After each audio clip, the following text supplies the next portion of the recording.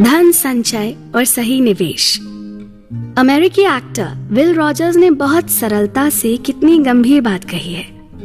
ऐसे बहुत से लोग हैं जो अपनी गाढ़ी कमाई का पैसा खर्च करते हैं उन चीजों को खरीदने के लिए जो वो नहीं चाहते, और उन लोगों को प्रभावित करने के लिए जो उन्हें पसंद नहीं है ना कमाल की बात।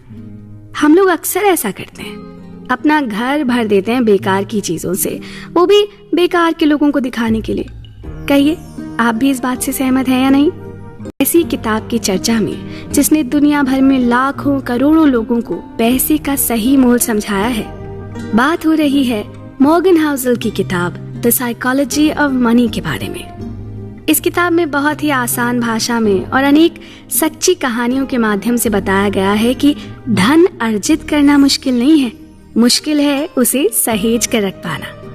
आइए सुनते हैं ऐसी ही एक सच्ची कहानी। क्या आपने रोनाल्ड जेम्स रीड का नाम सुना है? रोनाल्ड जेम्स रीड एक अमेरिकी परोपकारी और निवेशक थे। एक जमाने में वो चौकीदार और गैस स्टेशन परिचारक भी रहे। रीड का जन्म वर्मोंट नाम के एक छोटे से शहर में हुआ था।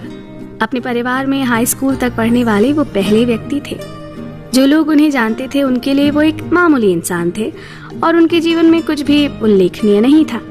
बरसों तक मामूली आमदनी में काम करने के बाद उन्होंने 38 साल की उम्र में $12,000 में 2 बेडरूम का घर खरीदा और जीवन भर वहीं रहे।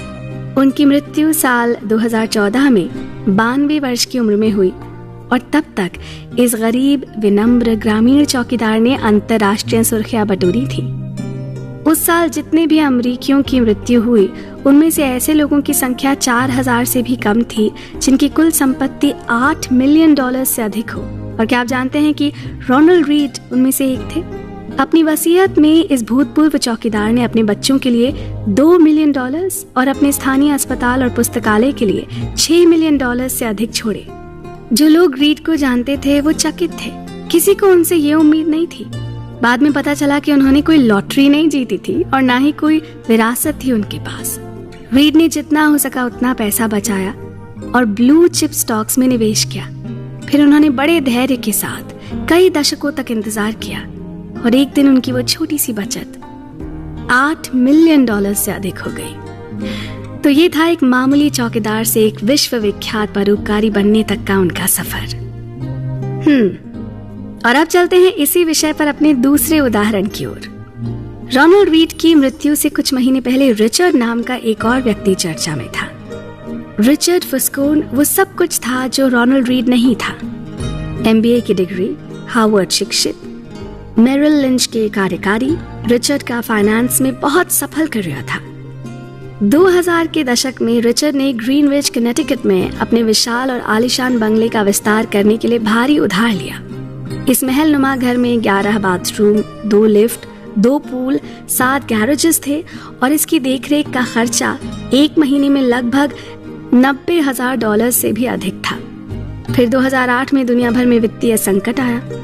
ऐसे में बहुत अधिक कर्ज और अतरल संपत्ति ने रिचर्ड को दिवालिया बना दिया। 2008 में उन्होंने कथित तौर पर अदालत को बताया कि उनके पास कोई आय नहीं है। पहले उनके पाम बीच हाउस को बंद किया गया। 2014 में ग्रीनविच हवेली की बारी थी और आखिरकार नीलामी में उनकी सारी संपत्ति औने पौने दाम में बिक गई। इन कहानियों के बारे में आकर्षक बात यह है कि कैसे कोई व्यक्ति बिना किसी कॉलेज डिग्री, बिना किसी प्रशिक्षण, किसी पृष्ठभूमि, बिना किसी औपचारिक अनुभव और किसी कनेक्शन के किसी ऐसे को पछाड़ सकता है जिसके पास सबसे अच्छी शिक्षा, सर्वोत्तम प्रशिक्षण और बेहतरीन कनेक्शंस हों। रोनाल्ड रीड धैर्यवान था, रिचर्ड फस्कोन लालची था और इन दोनों के बीच बड़े पैमाने पर शिक्षा और अनुभव का अंतर था। फिर भी देखिए कि अंत में बाजी किसने मारी, है ना सोचने लायक बात। आगे की चर्चा में अभी बहुत कुछ बाकी है, आप बने रहें हमारे साथ।